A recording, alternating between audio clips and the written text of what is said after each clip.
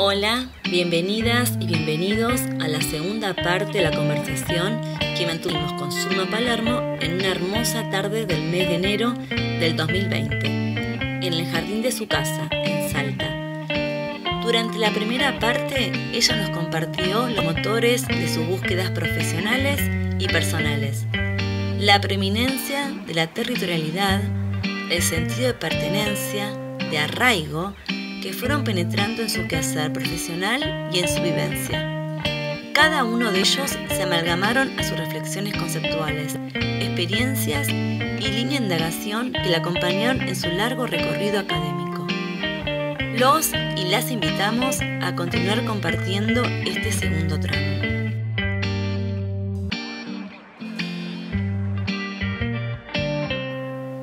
A lo largo de la tarde, la problemática de género se coló en la conversación inevitablemente. De vivir no solo en las márgenes de la nación, sino también de haber experimentado y vivenciado una doble marginalidad, ser salteña, pero también ser mujer, ser madre en una sociedad estructurada por el patriarcado. Esta temática entra en la escritura de Zulma, en producciones como Cuerpo de Mujer, una colección que coordina en el año 2006, y también en Escritos al Margen y en otros artículos. Nos preguntamos, ¿cómo fue convivir en una trama marcada por el patriarcado?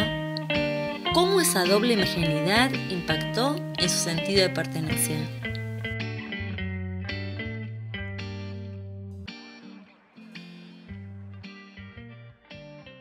Al punto de que cuando en ese trayecto, en algún momento, yo me empiezo a interesar por la cuestión del género, no llamado género, sino como problema de mujeres, el problema de la mujer en la sociedad.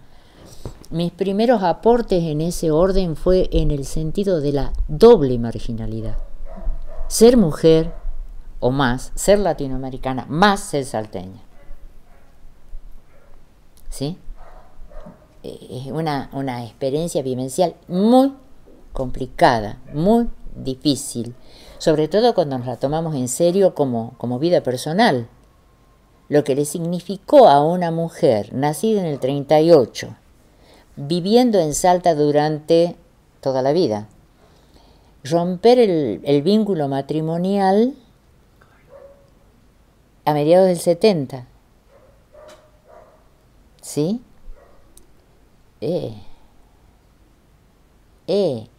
Desde la experiencia de lo que fue vivir la femineidad en Salta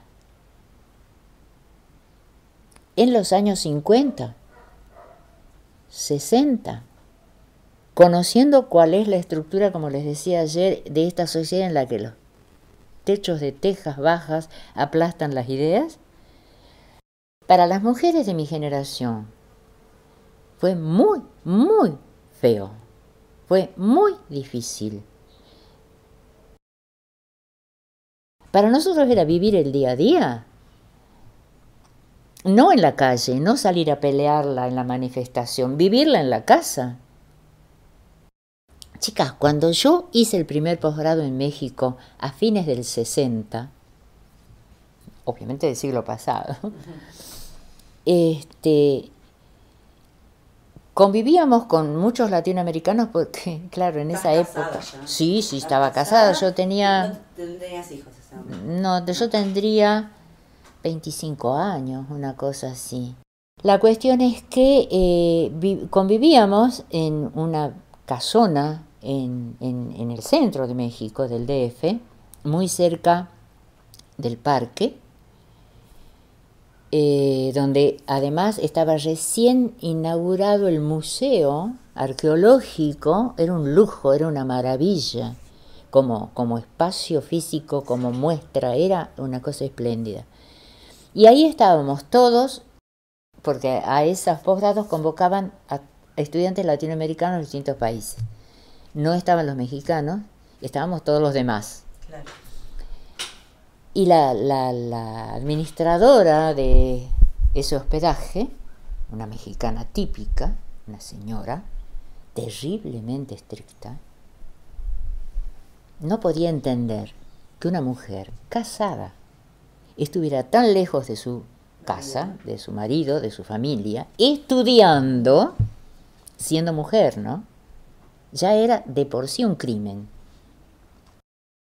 Yo advertí la marca de la diferencia de género a través de la mirada de esta mujer, que era además la mirada del espacio cultural, social de Salta, y yo no la veía. No me daba cuenta que estaba marcada por esa cuestión de entender que las mujeres no podíamos irnos de viaje solas, que las mujeres casadas, sobre todo casadas, que las mujeres además, el espacio, bueno, qué lindo, estudia letras, qué bonito para una niña, el adorno, como qué lindo estudia piano, ¿no? ¿Sí? Pero la mirada de la mexicana es la que a mí me advirtió acerca de cómo era mirada yo, en mi lugar. No me daba cuenta. ¿Sí? Por eso, qué sé yo, esta es rara, esta es loca. ¿Sí? O estas intelectuales, hacen cualquier cosa con su vida.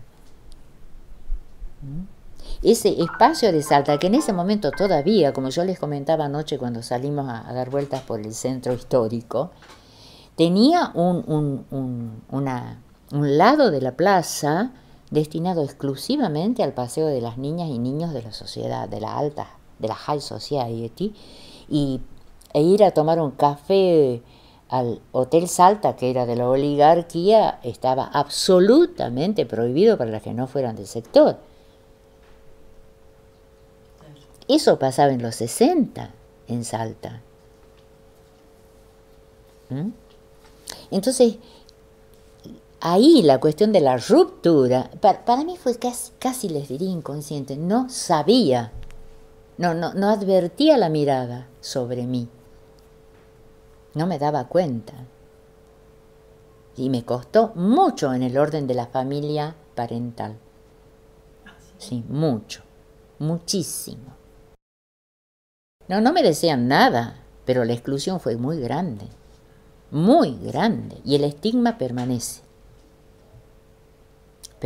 porque cuando por otras versiones a mí me llega de oídas por qué sigo siendo como en el ámbito íntimo de la familia parental, y es porque, bueno, ellos tenían la idea de que yo era el modelo ideal de la mujer perfecta, casada, con familia, bla, bla, bla, y la rompí.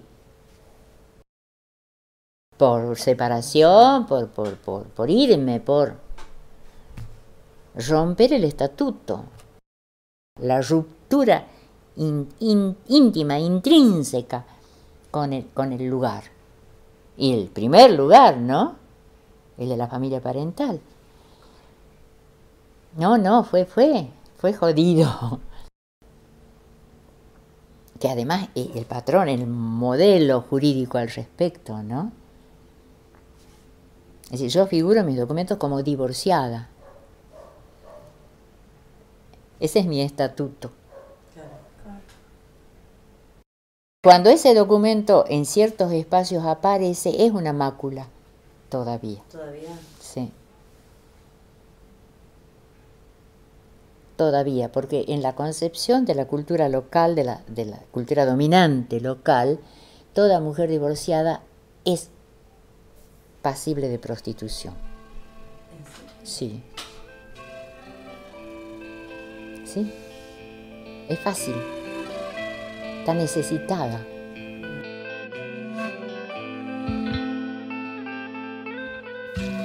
En la revista de estudios críticos Otros Logos, Zulma publicó un artículo que tituló Poética del amor contra la muerte en palabra y figura de mujer, que propone entrelazar la poesía y los dibujos de dos artistas salteñas en sus miradas del cuerpo de mujer. Ella nos cuenta qué emociones primaron en esa escritura y cómo fue esa experiencia.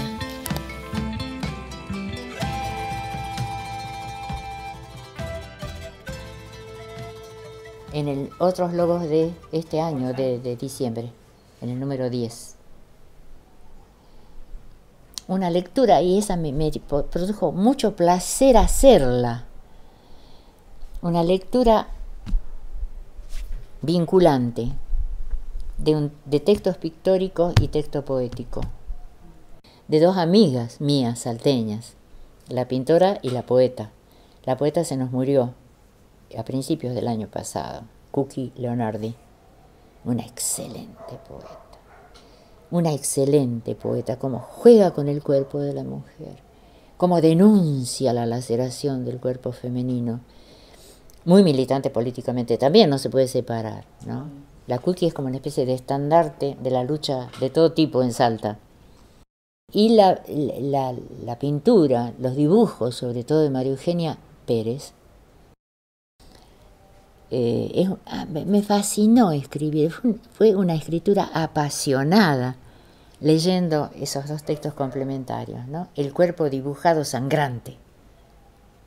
El primer texto que leo de María Eugenia Pérez en esa lectura cruzada, porque viene a complementar o a conjugar con la poesía de la Cuqui en ese sentido, es una mujer sin cabeza, mutilada, sangrante, pero sangrante sobre todo entre piernas, ¿sí? Y todos los dibujos de María Eugenia de cuerpos femeninos corren más o menos para el mismo lado.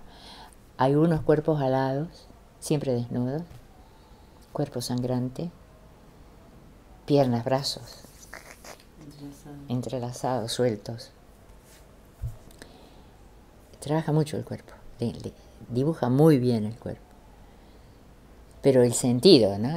La fuerza del sentido de esos cuerpos, siempre, siempre mutilados. Ella fue militante de la subversión. Además, la ruptura íntima con el lugar parental a través de sus decisiones de vivir una feminidad no típica para la época o para el lugar geopolítico, surge también en la conversación una serie de otras rupturas íntimas que quizás, paradójicamente, en la medida que la alejan de su núcleo de crianza, la acercan más a la raíz de sí misma.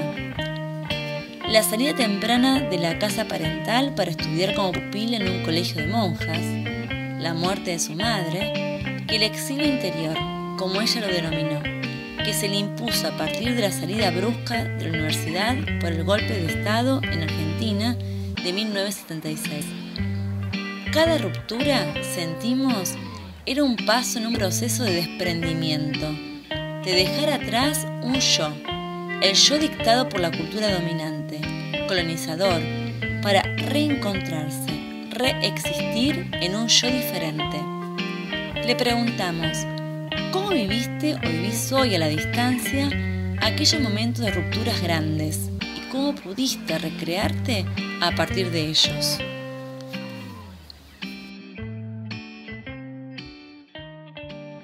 Eso fue, son las rupturas grandes en el proceso de mi existencia, ¿no? Y cómo esas cosas me llevaron a otras instancias, a pensar de otra manera, a vivir de otra manera, pero siempre buscando ser más yo. Y buscar ser yo, quién era yo, preguntándome eso permanentemente, también tenía íntima vinculación con saber qué era ser salteña. ¿Sí? ¿Cómo era yo en ese contexto? No se independizaba en absoluto. Yo siempre la pregunta sobre la salteñidad.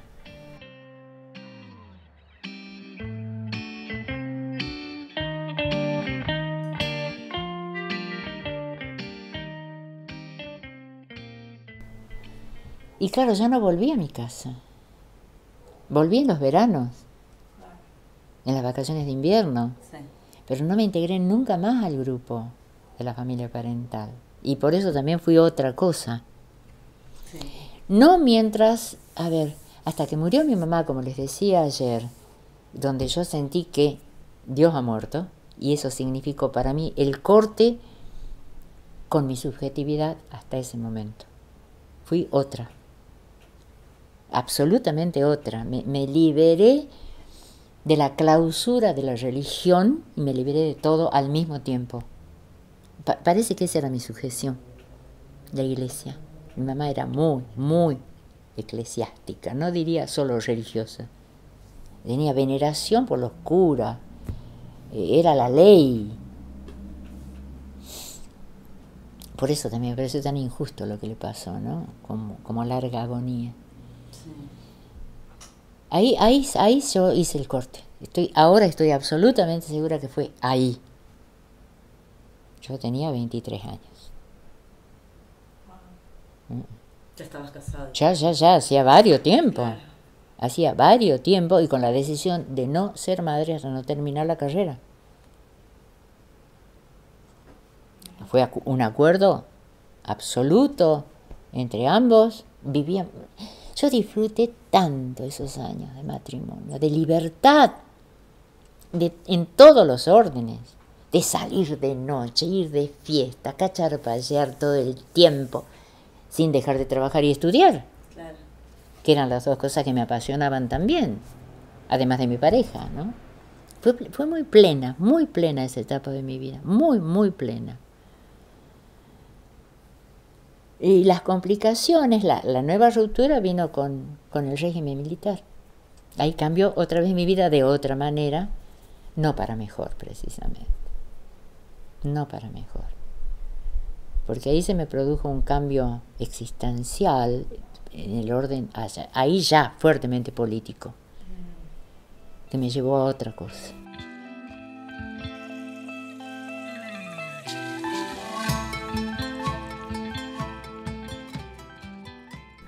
Yo viví como un sabático después, la expulsión de la universidad, como un largo sabático. Y inmediatamente, en el 76, mayo del 76, me llegó el 25 de mayo, me llegó la notificación mimeografiada, con la letra del decreto, del artículo del decreto y el listado de todos los que nos rajaban ese día. Todos, además, la mayoría de nosotros concursados, regulares, bla, bla, pero pasibles de sospecha. Por lo menos de sospecha. Sí. En mi caso nunca supe, me quisieron después decir por qué, que tenían las denuncias y eso en los archivos de la Fuerza de Seguridad, y dije, no quiero saber. No, ¿para qué? No, ya está, ya pasó. Esa expulsión me llevó a mí a volver al campo. No a la ruralidad de mi infancia, que era agresiva, dura, hostil, el monte chaqueño, sino al Valle Calchaquí, a la entrada del Valle Calchaquí, que es un vergel, es otra cosa. Pero era el campo, era volver a contactarme con la tierra y aprender a escuchar a la gente. No les entendía lo que hablaban. Ahí advertí yo el útero, el encierro, el claustro académico. El hecho de volver a estar en contacto con la gente común, con la gente que vive la vida fuera del aula académica, me cambió el mate, me cambió todo. Entendí que el conocimiento no estaba en el aula, que no estaba en el proyecto de investigación que tenía que cumplir en términos, el formato, etcétera, sino ahí. Lo que me costó entender el discurso de la gente atendiendo detrás de un mostrador de corralón de materiales, que era el medio de vida con el que estábamos aprendiendo a sustentarnos. El hombre que venía y te decía, tiene el cosito del no sé qué, y yo sabía menos del cosito que él, ¿no? Y no le entendía el lenguaje. Y tenía el traductor, por suerte, que era el muchachito que se encargaba de cargar bolsas de cemento, que yo no podía. Y me decía que está diciendo tal cosa. Ah, bueno. Entonces, aprender a escuchar una palabra que no era la artificiosa de la cátedra, que lo único que hacía en general era repetir el libro. Me decía, chicos, no repitan el libro. ¿Por qué van a vomitar el excremento del otro? El otro ya lo pensó, ya lo escribió. ¿Para qué lo van a repetir? En todo caso, discutan, conversen con el libro, con el artículo. Bueno, Todo eso fue síntoma de mi subversión. Eso me llevó afuera, el afuera me vino muy bien, después lo advertí así, y volví con otra mirada, con otra actitud, respetando esas ideas que yo tenía de lo que tenía que ser el aula, pero intensificando más la mirada hacia afuera que hacia adentro. ¿Sí? Que es donde yo empecé a descubrir estudiantes que venían de los barrios y que hacían un trabajo social impresionante, que después en algunos textos estamos compartiendo la firma de esos artículos. Porque me traían la mirada a la sabiduría del barrio, en el que yo no podía entrar porque no era de ahí, y ella sí. Entonces yo colaboraba con la cosa de la interpretación de esas situaciones, de esos discursos, etcétera, pero ella me traía la experiencia, ella o ellas, ¿no? Sí. Eso me cambió mucho el estar fuera de la academia, en convivir con el común del pueblo, porque era pueblo, Cerrillos, que era donde estaba instalado el corralón de materiales, y mi casa quinta estaba por ahí adentro. Bien escondida. Si yo no llegaba, la gente, nadie llegaba. Bien exilio interior.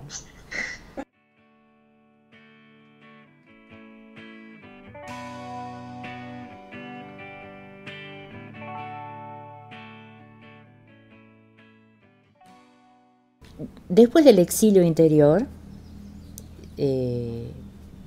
por el golpe militar, en fin, 8 años fuera de la vida pública, yo en ese tiempo, después de haber pasado el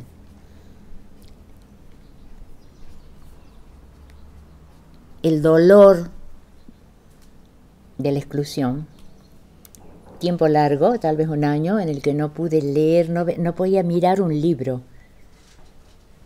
me producía espanto. Leí historietas, porque algo tenía que leer, pero nada que fuera un libro en serio. Una vez que pasó el periodo, y fue muy curioso, y esto es muy, muy personal, tal vez hasta privado, pero me parece que también tiene que ver, que es sintomático. Cuando nació mi hija, tuve el fortísimo impulso de volver a la letra, al libro y a producir. Era como un doble parto, ¿sí? Tener a la bebé como una manifestación de vida en medio de tanta muerte, y de la muerte de mi propio deseo de saber. Esa especie de anulación de mi pasión, ¿no? Lo pienso después, obviamente. Sí. Cuando terminó esa época y volví a la actividad pública, salió un librito, fruto de las lecturas y demás de esos momentos, un libro muy malo, sin duda, tal vez demasiado espontáneo, no sé. ¿Y cómo lo titulé? Escritos al margen. Y para mí el margen, lo que quería significar el eczema en el título, era de diversa índole. Al margen del mundo, porque, digamos, fue una elaboración del tiempo de la ausencia, al margen de los libros, escribiendo en los márgenes de lo que leía, y al margen de la vida, de la vida activa, ¿no? Pero esa marginalidad tenía que ver también con la marginalidad de la infancia. Una marginalidad territorial. Yo viví en un territorio, crecí en un territorio que no existía para el país. Eso no era. ¿Sí? El Chaco. Hasta que viene toda la explotación agropecuaria y demás, y de eso se hace un desierto. Del monte se hace un desierto hoy. Claro, pero ese transcurrir de la vida, ese transcurrir de los sistemas de producción, de las políticas implantadas en el territorio, van dando sentido a mi propio transcurrir por mi territorio interior, ¿no?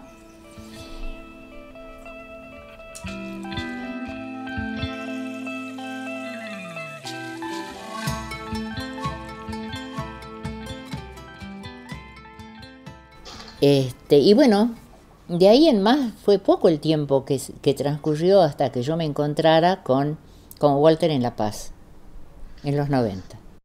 En la primera reunión convocada por discípulos de Cornejo en Pittsburgh, que inventaron esta cosa de Jornadas Andinas de Literatura Latinoamericana, o sea, JALLA. Y la primera reunión se hizo en La Paz. Ahí estaba Walter abriendo el cenáculo con una conferencia sobre el pensamiento de Rodolfo Kusch. Yo era descolonial, hacía gestos decoloniales sin darme cuenta, no sabía que iba a tener algún día esa denominación. Esa búsqueda que viene del viejo latinoamericanismo, después de la filosofía de la liberación, todo ese trayecto, en un momento muy fenomenológico, en otro momento muy semiológico, como herramientas de análisis, de comprensión. Yo en ese momento estaba en la cuestión de la construcción de la subjetividad local. Salteña. Con los grupos de investigación, y con una línea muy semiótica de aproximación. Y una semiótica a la rusa, ¿no? Bakhtiniana. Obviamente campo popular.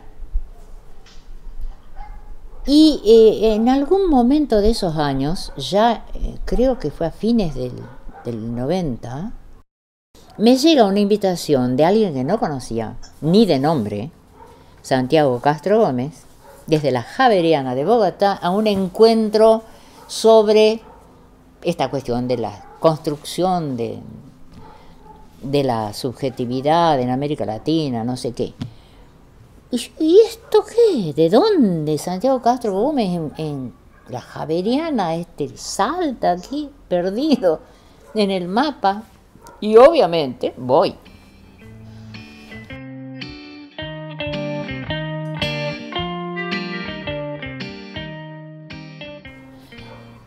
Estaba Santiago, Walter, Oscar Guardiola Rivera, que era del equipo del Instituto Pensar que llevaban ellos adelante. Y luego, claro, como siempre se ha estado haciendo, era una organización institucional y como tal tenía que ser un congreso o un simposio. Entonces había ponencias, había mesas, etcétera, etcétera. Pero el corazón de la cosa se cocinaba fuera. Claro. Teníamos reuniones paralelas en el pequeño grupo. Pero la orientación de Santiago era postcolonial, claramente postcolonial. En ese momento lo de Quijano, nada, nada. Era una discusión desde la posmodernidad o postcolonialidad en el orden de ir comprendiendo la formación de las sociedades en América Latina, que son los dos primeros libros que dentro de la línea escribe Santiago, como tesis doctoral. El segundo encuentro fue en Duke, y en ese ya estaba Aníbal, estaba Catherine, que se había incorporado, la había invitado Walter, obviamente, y había otra gente que después desapareció, porque hay esa dinámica, ¿no? Había esa dinámica. Había gente que estaba siempre y gente que entraba y salía, que la invitaban para esa reunión, no cuajaba y se iba. O no cuajaba porque la persona no le interesaba o porque al grupo no le interesaba. Entonces no la volvían a invitar. Ahí se empieza a armar la cosa, como una especie de programa, algo que empieza a tomar forma, pero con una clara definición en el sentido de que esto no se institucionaliza. Esto no va a ser un trabajo académico en el sentido de formar parte como, qué sé yo, como comisión de algo, con presidencias o con direcciones o con cabezas. Y eso para mí fue la clave. Es decir, acá no hay autoridad. Acá hay libre pensamiento, todos tratando de encauzar el pensamiento en una línea compartida, que no necesariamente es idéntica, sobre todo totalmente indisciplinado, en todos los órdenes. Yo era la única persona de letras ahí. Porque ahí es donde yo descubrí, pero si eso es lo que yo vengo pensando desde hace tanto tiempo en el orden pedagógico, ¿no? El con quién, para quién. Sí. Yo fui profesor de metodología de la enseñanza en alguna vieja época de mi vida profesional, y lo que yo les decía a los estudiantes que iban a hacer el profesorado y la práctica docente, qué sé yo, no importa tanto el qué, lo que importa es con qué y para qué y desde dónde. Y la primera vez que yo lo escuché a Edgardo, la pregunta de punto de partida era esa, ¿no? El con quién, para quién y de dónde construir el conocimiento. Dijo, ¡uy, qué bárbaro! ¡Yo también! Y él, bueno, en el libro de conjunto está publicado ese artículo que empieza así, obviamente, con esas preguntas.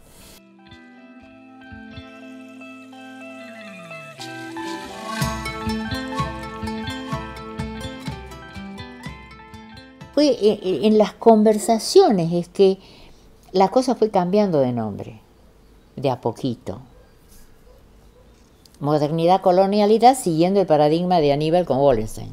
Sí, sí. Al que se le agrega colonialidad en ese primer momento ya, ¿no? Sí. Claro, era lo que había que desarticular, era la colonialidad de la modernidad con los instrumentos de la decolonialidad, que aparece recién como la tercera o cuarta reunión en la que yo participé. No estuve en todas, no me invitaron a todas tampoco, porque dependía de quién lo organizaba, dónde lo organizaba, los recursos que había o no. Y aparece en algún momento la decolonialidad como la definición última de lo que se estaba buscando. Y ahí hubo un interesante intercambio con Aníbal, no sé si fue en Caracas o en Quito, no me acuerdo del lugar, me acuerdo del aula, del lugar donde estábamos conversando, pero no de la ciudad, que usábamos indistintamente, cada uno de nosotros, o descolonialidad o decolonialidad, como significando lo mismo. Y ahí sale Catherine, con una claridad enorme. A Aníbal no le gustaba la decolonialidad, sonaba muy europeo, ¿no? Deconstrucción, no le gustaba, no lo convencía.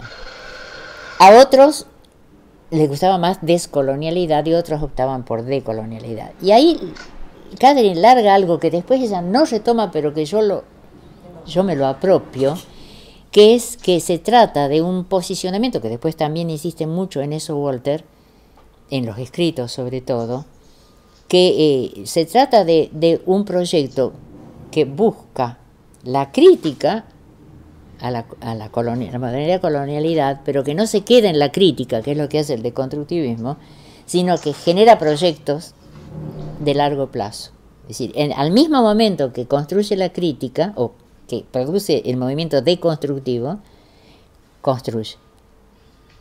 ¿Sí? Que es simultáneo, que no es un antes y un después. Que primero hay que criticar y después hay que proyectar. No, se va haciendo todo junto. Y yo lo asumo así. Entonces, cuando yo pongo desde, estoy intentando decir eso. Estoy haciendo un intento de crítica y un intento de proyecto. Sí. ¿No? Y también me apropio de algo que propone en alguna reunión muy posterior María Eugenia Borsani,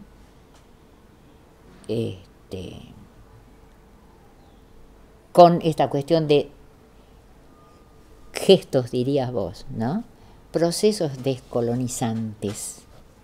Estamos en búsquedas descolonizantes, pero no en la decolonización, no llegamos a eso, no podemos llegar a eso porque es algo que se va armando y haciendo de diverso modo en distintos lugares, con distintos proyectos, ¿no? Pero es eso, la idea de, a ver, como lo diría quien, un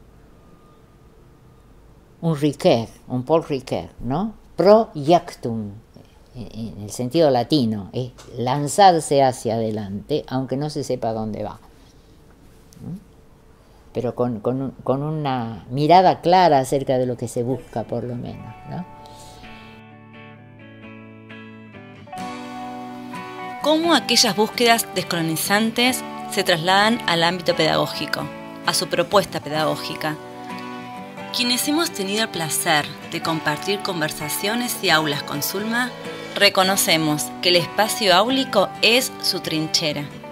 La preocupación por subvertir los procesos dominantes del para qué, desde dónde y para quiénes se enseña y cómo se aprende en el sistema educativo fue y es una línea de indagación que permanece en su horizonte. ¿Cómo es que la lugarización del saber, en palabras de Zulma, apunta a generar un cambio en la estructura del conocimiento? Esta impronta es evidente en las propuestas educativas o encuentros que impulsa Zulma en las últimas décadas. Generar comunalidades creativas, espacios de reencuentro que gesten una experiencia compartida de construcción de conocimiento. Sobre estas experiencias conversamos a continuación. Por eso es que también en el orden de lo pedagógico, de lo educativo, sería tan distinto si nosotros, a nivel de contenidos y organización de contenidos en todos los niveles de enseñanza, partimos del lugar, ¿sí? Y para comprender el lugar tenemos que mirar afuera, y ese es el estudio comparado en serio. Cuando mirás el lugar, mirás lo de afuera en función de comprender mejor el lugar. Si a vos te enseñan, qué sé yo, Grecia, Roma, Egipto, como punto de partida en el nivel secundario, que es lo que he visto todavía sigue así, en mi nieto, sí, los fenicios. Es como cuando yo me vi parada en la Acrópolis de Atenas y dije, ¿y esto qué tiene que ver con nosotros? Además, reconstruido por el mercado común, con las economías del mercado común, parecía todo de plástico. ¿Qué tiene que ver un puneño con esto? ¿Este es nuestro pasado? Pero en absoluto. No hay posibilidad de reconocimiento allí. No hay identificación alguna, no hay pertenencia alguna. Entonces, si a los chicos de 12, 13 años le estás imponiendo el conocimiento de la historia de Grecia y Roma, los fenicios y no sé quién más, y los egipcios, en el punto de partida de la historización, ¿qué estás haciendo? Y siguen estudiando las culturas aborígenes de América en el pasado remoto. Es una gran negación. Los guaraníes, los quechuas, los tocomanos, los popos, ¿qué? Cosas aisladas en un pasado remoto. Sí. ¿Hay indios ahora? Te preguntan los chicos. ¿Cómo que? ¿Quiénes son los indios? Un dibujito, una choza de cuero y un ser extraño, desnudo, con taparrabo ahí en la puerta. Entonces, si vos revertís, eso es el Pachacuti, ¿ves? Das vuelta a la cosa. Es decir, bueno, empecemos por conocer de dónde venimos. Está bien, yo vengo de la migración italiana, seguramente, sin duda, pero del otro lado no sé. En el caso de mi mamá, Cajal Zambrano, apellidos hispánicos totalmente, pero los Zambranos, ojo, vienen del Perú. Y la mitad, mi mamá era una familia de 12 hermanos, 12.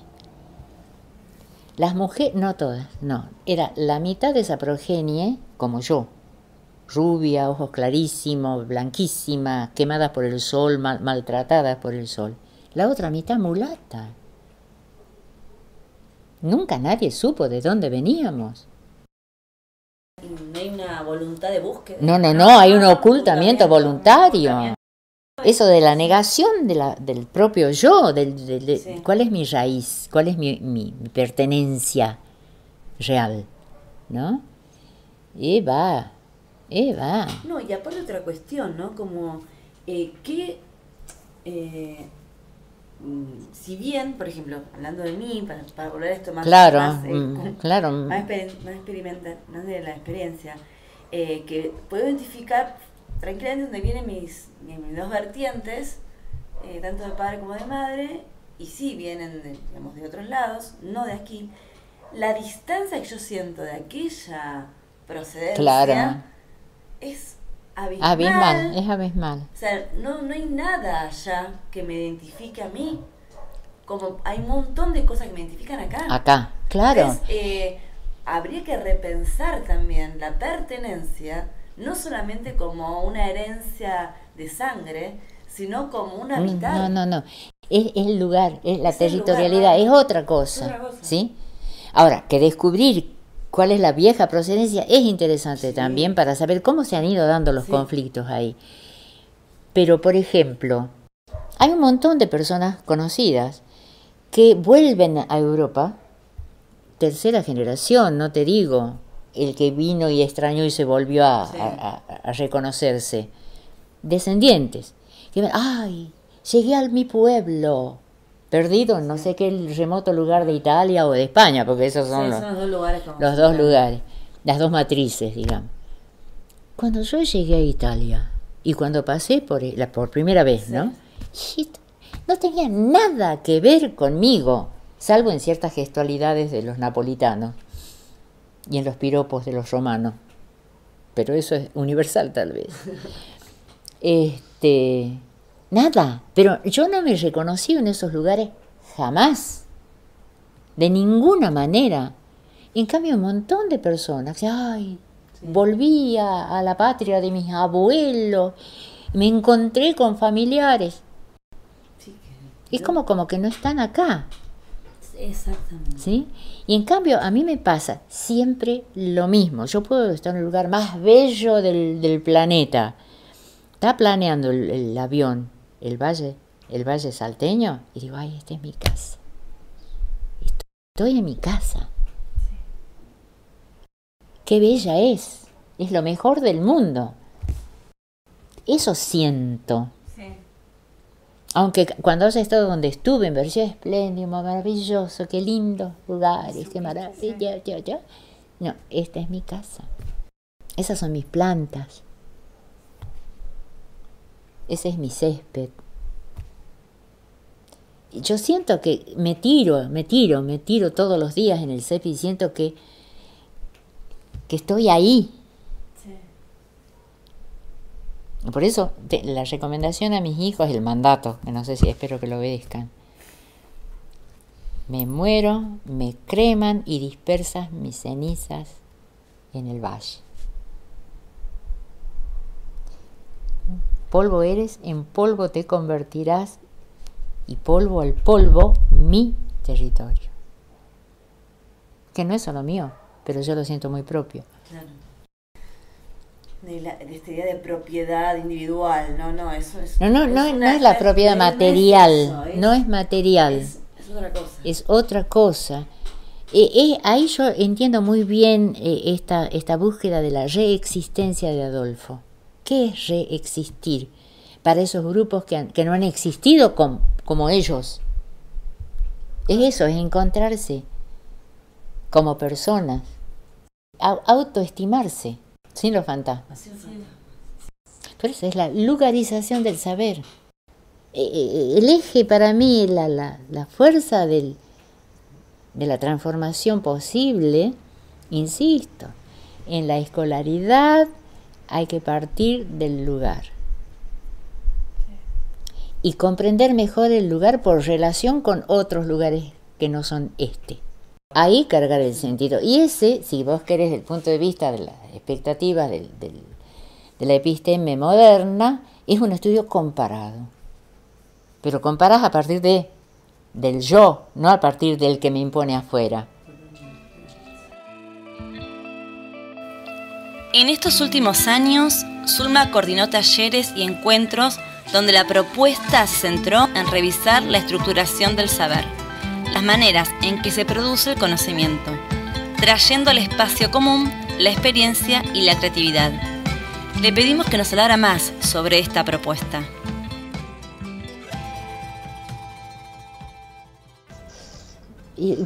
Es más bien la idea de común en el sentido de comunalidad, no es algo que tenga un trayecto, una memoria compartida, es algo que se arma para hacer algo en común con perfil creativo, algo distinto de lo ya instituido. Entonces le llamamos así, comunalidades creativas, para diferenciarla de la idea de comunidad en el sentido histórico y tradicional de la idea. ¿Cómo es esa experiencia? Esa experiencia es tratar de que las personas que participen de un grupo de producción de conocimiento, no de reproducción de conocimiento, ¿sí?, puedan encontrarse en espacios en los cuales se genere un estatuto tal de comprehensión en las diferencias que nos permitan sacar la experiencia vivida en tanto competencia existencial y no solamente intelectual al saber compartido, ¿sí? Y eso es creatividad, no necesariamente la creatividad está en el arte, en eso llamado arte, ¿sí? Sino que la creatividad tendría que estar como potencialidad en el bicho humano, con su capacidad intelectual, conciencia, etcétera, etcétera, para producir saber en lugar. Sí, eso.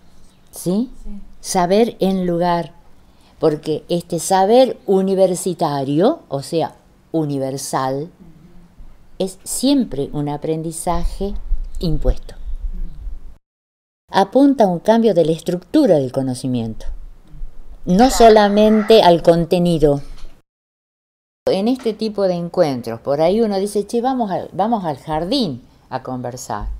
No nos quedemos en el aula, está oscura, está fría o está caliente, no sé. Vámonos al aire libre. Se genera otra posibilidad de expresión. Sí. Y eso ya es aestético, per se. Y la ubicación de la gente en el espacio es muy importante. Cuando Jessie ahí en San Martín de los Andes entra y dice, bueno, hagamos rueda. Estaba pues la mesa en el salón municipal y rompe. Ahí rompió el espacio. Fue el primer corte. ¿Sí? Se sienta, nosotros en círculo, mucha gente atrás ya en las filas formadas, digamos, ¿no? Y bueno, Jessie lo que propone no es exponer, sino dialogar. Y obviamente habíamos algunos miembros dialogantes ávidos de dialogar. Y eso es como la punta de lanza para que el resto dialogue. Y el control del tiempo. Ahí viene la institución y dice, no, tenemos que cortar porque hay que presentar un libro, así está en el programa. Y se rompe con ese principio de la temporalidad del reloj. Dice, no, ¿para qué? Está lindo esto, sigamos conversando. ¿Qué opinan los demás? Sí, sigamos conversando. ¿Sí? Y estaban los autores del libro, el presentador del libro esperando el turno, como en la Feria del Libro. ¿No? Y bueno, se pateó más tarde, otro día, ya se hará en algún momento. No es el tiempo de los relojes, es el tiempo del deseo.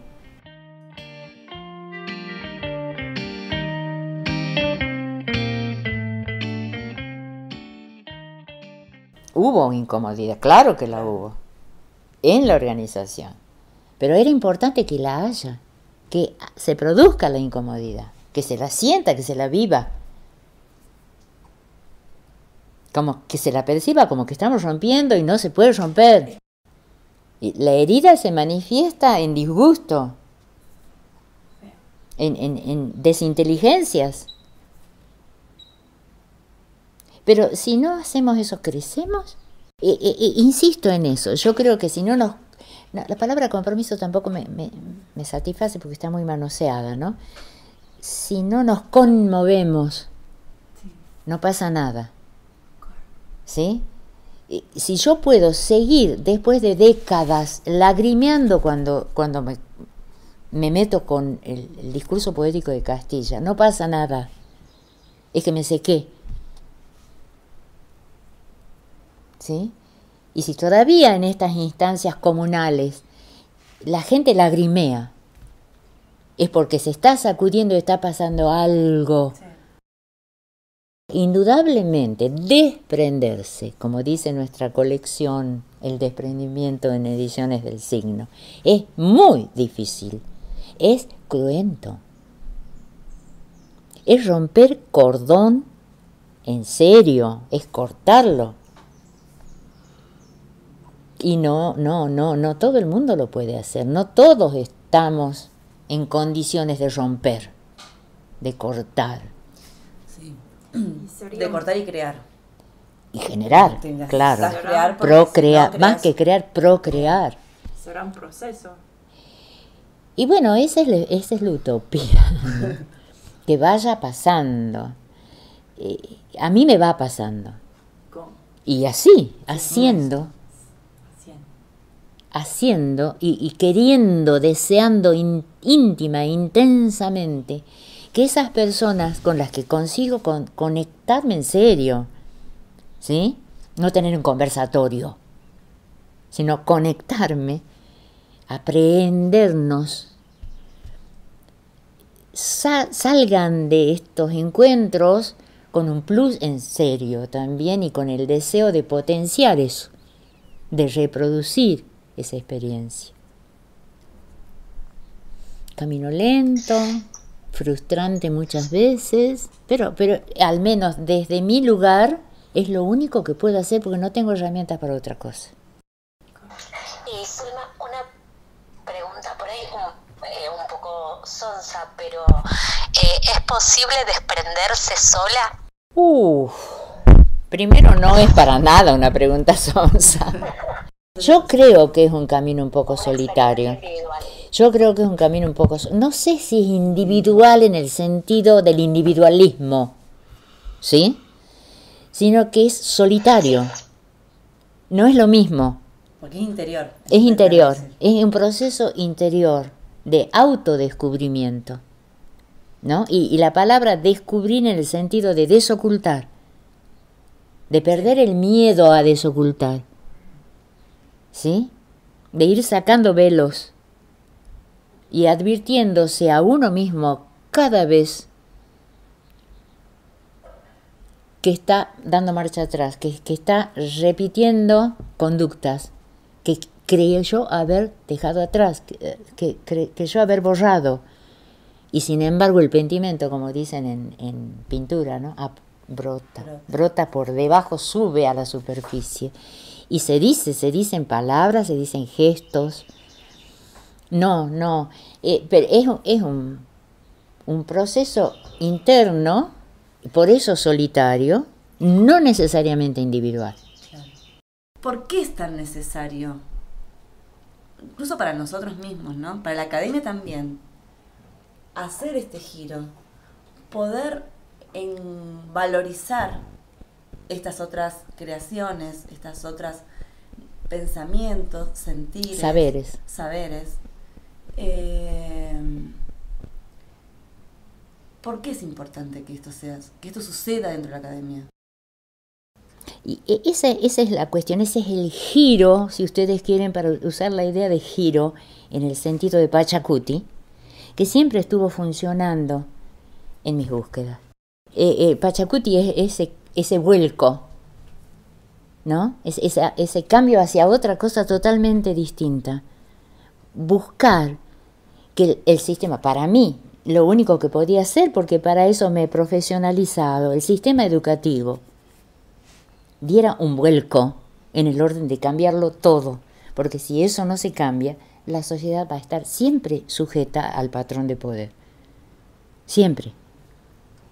Porque está bien el discurso de que la familia primero es la educadora y la escuela tiene que complementar, bla, bla, bla, bla. No es cierto, la familia sola no hace nada. La que marca la estructura de la subjetividad del individuo, y por ende, a través de esto, del grupo social, es la escolaridad formal.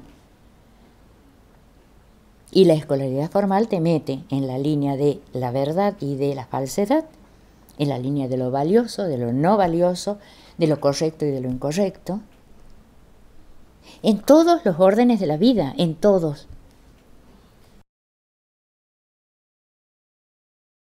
Yo no les conté una anécdota última, interesante, desde ese punto de vista. Yo ya no tengo obligación de votar por cuestiones cronológicas, pero en general he venido votando por una responsabilidad cívica y política.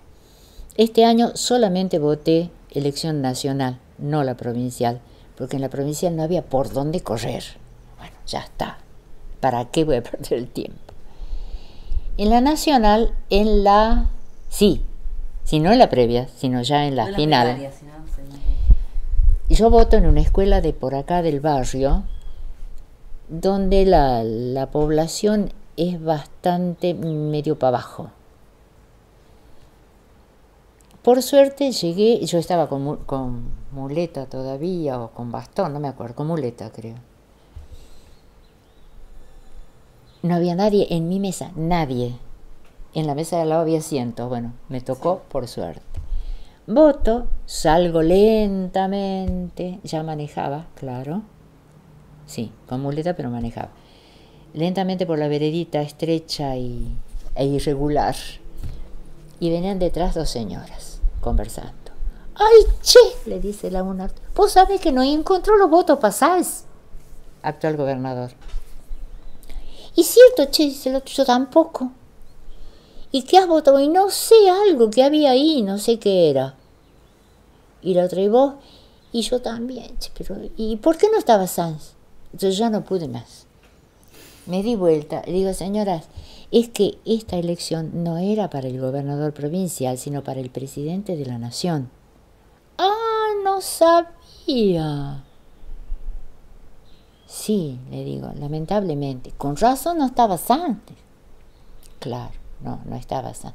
Ay, usted, señora, parece que sabe mucho, ¿no? No, digo, no sé mucho, pero por ahí escucho por televisión cómo son las elecciones, a quién estamos votando y demás.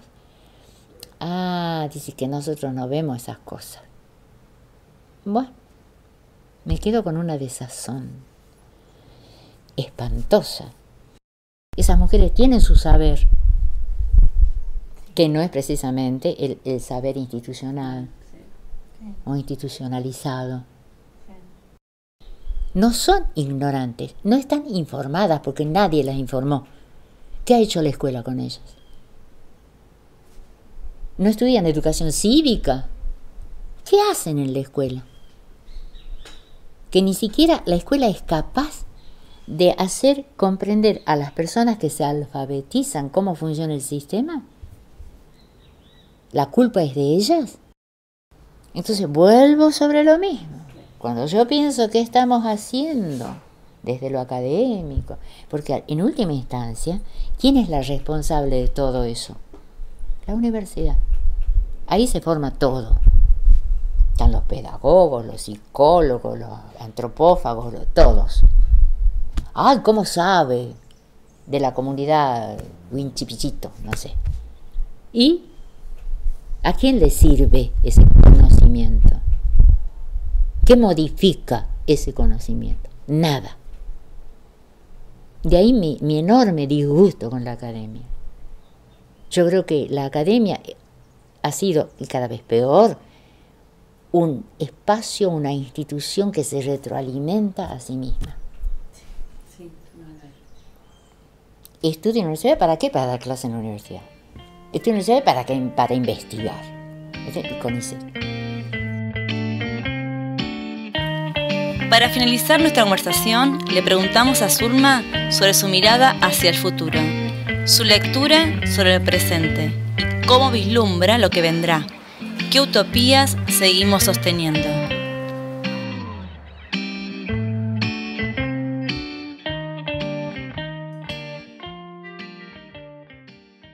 el mundo que se abre desde la opción decolonial para mí es un mundo posible, es un imaginario y en ese sentido un mundo utópico, como algo posible, como otro mundo que no conozco, pero que creo, pienso, quiero que sea mejor, pero que seguramente no voy a conocer. Como la idea de, qué sé yo, voy a hacer un viaje a Marte, imposible, ¿no? Sí. Al menos en mi caso, hasta cierto momento de mi cronología, y bastante más allá del medio siglo, yo percibía horizonte, es decir, podía generar proyectos a largo plazo. Ese horizonte se acabó, no tengo más ese horizonte. ¿No? Entonces el presente se torna muy cruel. No lo tengo, no tengo tiempo cronológico. Es una cuestión natural, digamos, forma parte del bio, ¿no? Entonces ya no. Y la curiosidad otra vez, ¿cómo irá a ser? ¿Qué mundo vivirán mis nietos? ¿Habrá algo de esa utopía que se pueda concretar? Y si miro el presente digo, no, la hecatombe está, la destrucción del planeta está. Y no hay salida, porque los que tienen la decisión ni siquiera son capaces de reunirse para discutir. No quieren hacerlo. Y más bien hay una actitud burlona hacia pequeños seres como Greta no sé cuánto, que se levanta en campaña infantil, porque no es ni una joven, es una niña en contra del sistema. Y confiar en que nuestros niños van a poder avanzar en esa dirección. Algo pasa, hay un discurso distinto, hay una mirada distinta acerca de el mundo en el que viven. Pero también es medio fantástico, ¿no? Porque se mueven en esa cuestión de zombies y muertes. Y las muertes que ellos provocan hoy nuestros jóvenes son fatales, son inexplicables. Son suicidas. Y cuando miro ese presente me horrorizo. Sí, es un poco... Perdonen ustedes la mirada de una anciana. Yo creo que, al menos yo como miembro de una generación, hemos caído en el fracaso. Hemos idealizado mucho, hemos creído que íbamos a resolver los problemas del mundo, empezando por el propio mundo, y todo eso no está más, no hemos, es como si no hubiéramos podido participar de una transformación que creamos al alcance de la mano. Porque y es un poco entre acertado, doloroso y aterrante, porque también pienso que esto que nombras como el fracaso de una generación también forma el desde donde las nuevas infancias pueden construir sus horizontes. No estaba pensando en eso, como los horizontes frente a la imposibilidad de determinadas generaciones de seguir construyendo el horizonte, bueno, porque el horizonte siempre es un desde dónde, ¿no? Sí. Desde un territorio. ¿Y qué territorio hay en este momento como eso? Es el mito del eterno retorno, ¿no? Yo muchas veces me he visto como Sísifo cargando la piedra. ¿Sí? ¿Sí? Cada vez empezar de nuevo, cargar la piedra, subir con mucho esfuerzo y viene el derrumbe. Y otra vez, ¿no? Y como llega un momento que dice, ya está, basta. Y en mi caso, tengo un conflicto ético fuerte, porque esta cuestión de seguir hablando, seguir escribiendo desde la perspectiva utópica, así como la ve Aníbal Quijano, ¿no es cierto? Sí. Deja de ser para mí auténtica, entonces tengo la sensación de que estoy mintiendo. Y eso para mí es una falla ética enorme. enorme. Entonces sí percibo, y lo vengo sintiendo así en mis últimos contactos con grupos, es que a la vez que conversamos acerca de la posibilidad de un mundo mejor, yo incorporo en la conversación la decepción, ¿Sí? la imposibilidad. Porque no puedo trampear. Es lo que siento, es el temor que tengo, ¿no? Y como desde el orden, digamos, intelectual, teórico, programático, he pasado la de Sísifo, he participado en distintos proyectos liberadores, la filosofía de la liberación, la teoría de la dependencia, estuve en todo eso. Sí. En el latinoamericanismo más rancio, en la subversión intelectual. ¿Y qué va quedando de eso, no? Es lo que me pone a mí en un conflicto ético fuerte y lo que me hace por ahí dudar de seguir generando el discurso. Y sobre todo con otras generaciones, con ustedes. Ahora estoy diciendo lo que temo al transmitirles estas cosas a ustedes. Porque siento que estoy mintiéndome y no puedo mentirme al mentirles. Porque claro, se me murió la utopía, porque se me borró el horizonte. Entonces no sé si achacarlo al fracaso de las políticas en el tiempo, de las diversas, o a mi tiempo, que es el producto de mi tiempo.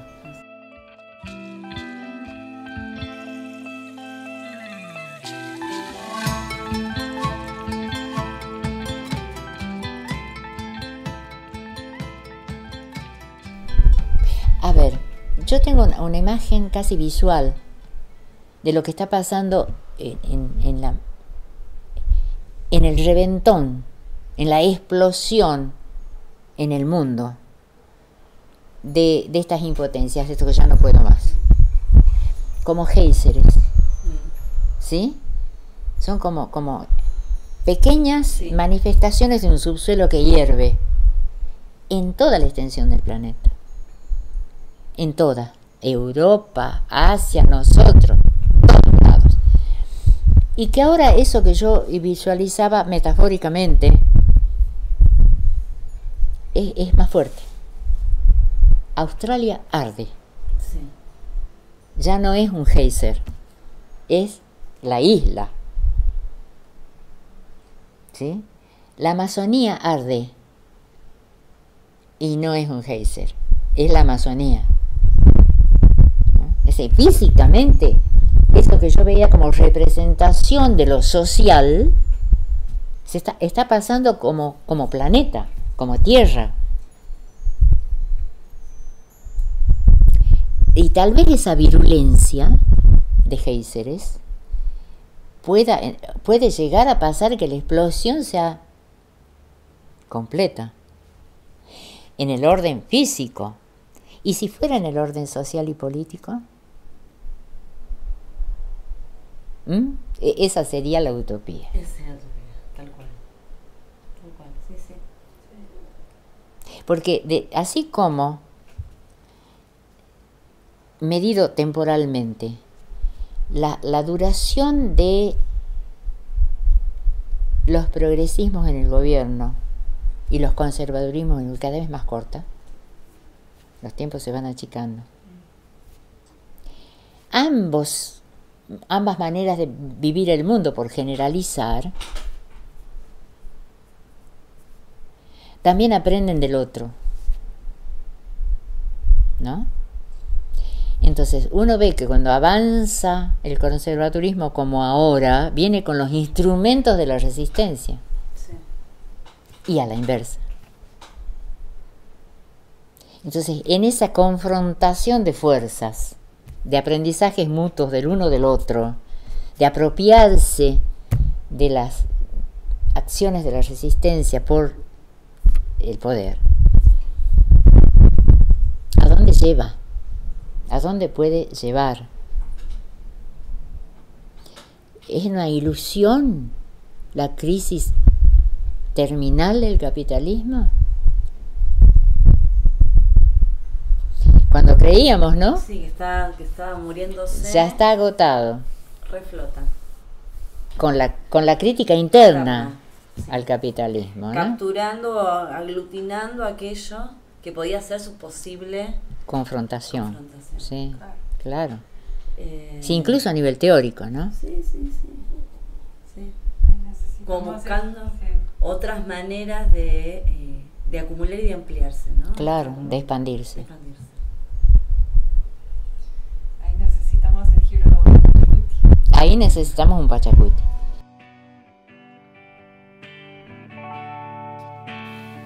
Finalizamos aquí la conversación con Zulma Palermo. Esperamos que la hayan disfrutado tanto como nosotras. Nos interesa resaltar en este comienzo del fin cómo ella a lo largo de la charla nos cuenta que los conceptos centrales, la línea de indagación, las preguntas que problematizan su recorrido conceptual y las percepciones que guiaron su producción académica se enlazan con su historia personal, con su vivencia. Su producción está urdida entre esos hilos, en el sentir y pensar. Y ese es nuestro motor. Desvelar la producción de conocimiento para volver a la pregunta inicial. ¿Desde dónde y para quiénes producimos? Por último, no queríamos terminar sin dejar de agradecerles la complicidad a cada uno por subirse a nuestra invitación, acompañarnos en la escucha atenta y a prestarse a este tiempo compartido. Muchas gracias al grupo La Forma, un grupo de rock salteño que produce creaciones fronterizas incorporando instrumentos andinos y que a través de su música logramos transmitir la calidez e intimidad de la charla. Y a Zulma, reiterarle nuestro agradecimiento por abrirnos las puertas de su casa y, por supuesto, por sus palabras. Ansiamos que los caminos nos vuelvan a cruzar.